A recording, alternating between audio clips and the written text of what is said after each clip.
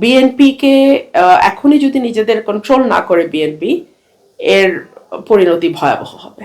আমি যখন ফুল দিতে গেলাম 12টা 1 মিনিটে ফুল দেওয়ার কথা, এবং ওয়ারেন্ট অফ প্রেসিডেন্ট অনুযায়ী আমি সবচেয়ে আগে ফুল দেব নির্বাচিত সংসদ সদস্য হিসেবে। কিন্তু আনফর্চুনেটলি দেখা গেল বিএনপির কিছু লোক তারা সেখানে রীতিমতো হামলা চালায়, আমার নেতাকর্মীদের উপরে হামলা চালায়, আমাকে এক পাশে মানে ধাক্কা দিয়ে ফেলে দেওয়ার মতন অবস্থা তৈরি হয়। আমি এটুকুই বলবো যে দীর্ঘ 17 বছর পর বিএনপি রাষ্ট্র পরিচালনার দায়িত্বে এসছে। বিএনপি যদি তার নেতাকর্মীদেরকে লোকাল লেভেলে কন্ট্রোল না করে এখনই, এর পরিণতি ভয়াবহ রকম হবে।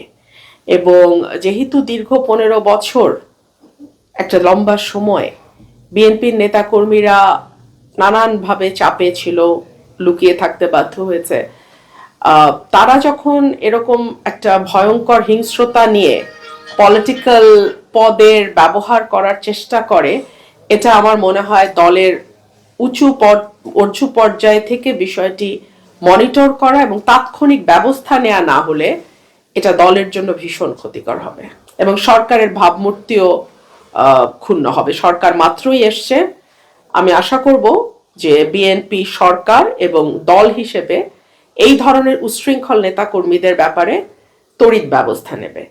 আমার একজন কর্মীকে কিভাবে মেরেছে আপনারা একটু পরেই দেখাবেন।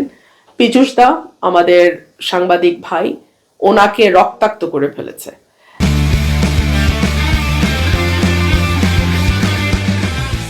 সো বিএনপিকে এখনই যদি নিজেদের কন্ট্রোল না করে বিএনপি, এর পরিণতি ভয়াবহ হবে, আমি এটুকুই বলবো।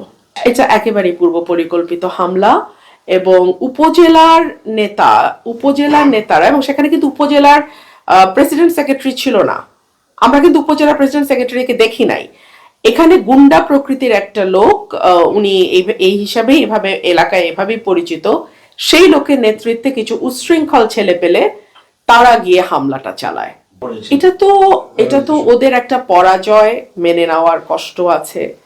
আমি এখান থেকে স্বতন্ত্র জিতে গেছি, ওনারা কোটি কোটি টাকার লেনদেন করেও পারেন নাই, ব্যালট স্টাফ করেছেন, ওনার ছেলে সেনাবাহিনীতে আছে, সেই পরিচয় ব্যবহার করে নানানভাবে চেষ্টা করেছেন, কাজ হয় নাই। সো এইসব নানান আছে। তো একেবারেই ভালনারেবল, আইন শৃঙ্খলা পরিস্থিতির নাজুক। আমি দেখলাম পুলিশ চেষ্টা করেছে। আর দেখুন, যখন